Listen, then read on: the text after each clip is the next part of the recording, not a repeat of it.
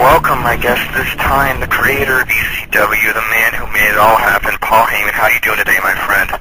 Wonderful. How are you? Good. How happy are you with the Rise and Fall ECW DVD as a full, complete product that the WWE put together? Oh, I mean, I'm as happy as I possibly could be with it. I had pretty low expectations going in. Bluntly, I didn't expect them to pull something off this complete and this accurate, and I had my doubts going in that they were going to represent ECW in the light that I thought would have been appropriate, and I would say I'm more than pleasantly surprised by it, because I find it to be, as of now, the most accurate portrayal of what ECW was and what happened to us along the way. It has been well known that you put a lot of your own money into ECW. What was the main reason that you took a lot of your own money to keep this company going as long as it did? Because I believed in it, I loved it, I lived it, and I have absolutely no regrets regarding it. What was the main reason you closed the promotion's doors besides financially, if any others? That was the only reason. We had no network home.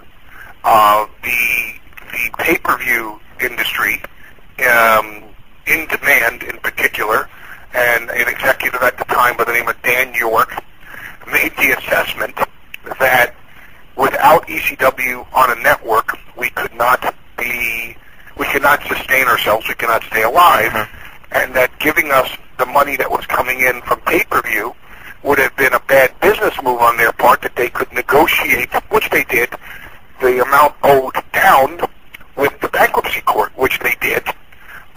And so, based on the fact that we had no network home, therefore no way to promote our licenses, no way to promote our shows, and coupled with the fact that we couldn't get our money out of the pay-per-view company, which was several $1 million, now you have no revenue stream and you have no platform, you're out of business.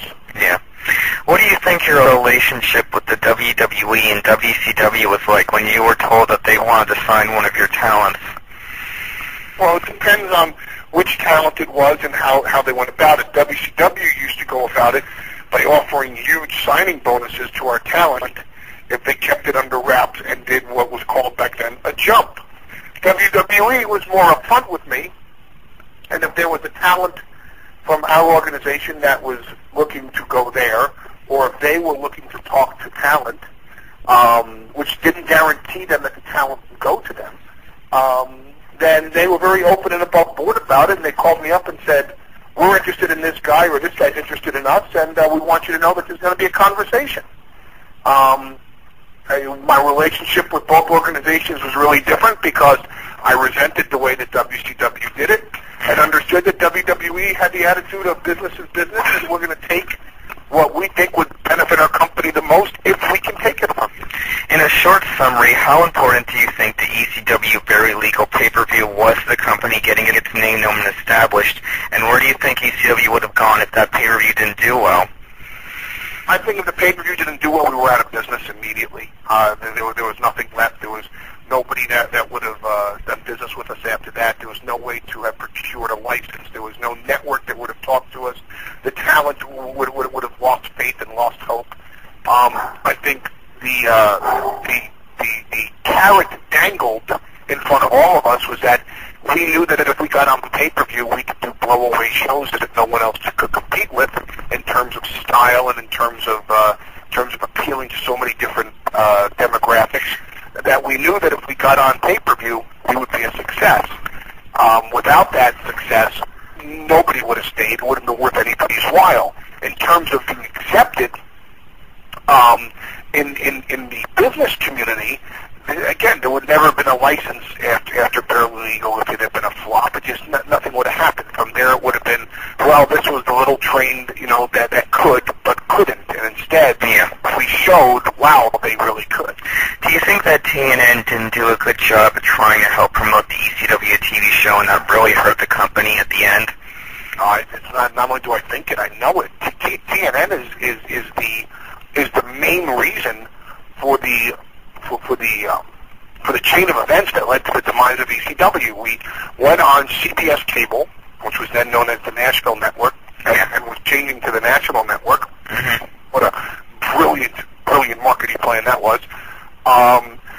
And we were supposed to have all these synergistic opportunities. We were supposed to be promoted throughout Infinity Broadcasting, because it was all owned, by CBS. We were supposed to be promoted by Infinity Broadcasting. We were supposed to have commercials that ran throughout TNN. We were supposed to have press releases to every city that we went to, that the local cable affiliates would have spots that they would run, et cetera, et cetera, et cetera. And instead, what happened was we went on a network, and our lead-in show did between a 0.3 and a 0.6. We always did, anywhere between a 1.2 and a 1.5, and sometimes we fell down to a 0.9.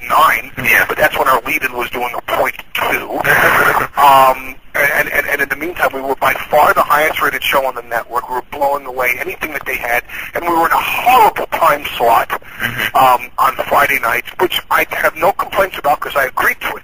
The problem is that moments after we signed to go on TNN, they were in negotiations with WWE, and they cannibalized us. They never sent out a press release. They never ran our commercials. They never helped us with all these synergistic opportunities, which is why we went on the network to begin with, and increased our expenses 100-fold by going on that network. And what happened was that it just ate us up alive. I mean, I think the best two stories I can tell is we had a deal to go to Japan at the end of December, and they insisted that we run a show in their hometown of Nashville for some unknown reason.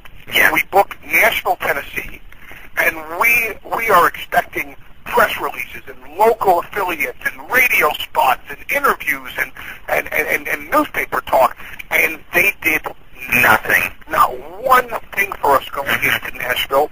And then on the flip side, you'd watch the TV show, and within the editorial content, within the body, not the editorial content, but within the body of our own television show, you see ads saying, "Don't miss ECW on TNN."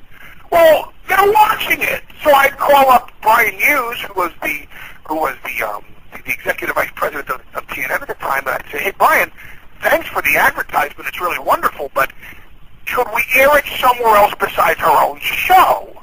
Because we already have these viewers." And his answer was, "Well, isn't that the target demographic?" Yeah. So right there we had our answer. As soon as they put us on, we were the guinea pig to see if wrestling could hold on TNN, to see if they wanted to invest $26 million in WWE, as TNN was being absorbed by Viacom, and we got cannibalized for it, and it ended up starting off the chain of events that led to the death of the company. In a short answer, how influential was Terry Funk on the company in elevating guys? We would not have had an ECW without Terry Funk. He made everybody on our roster. What's your thoughts on the night Shane Douglas threw down the NWA Championship, and how did it become a turning point in the company?